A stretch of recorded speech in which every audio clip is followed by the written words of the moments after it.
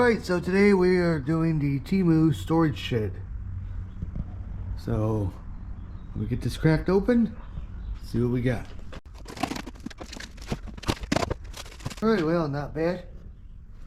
Looks like all the parts are here.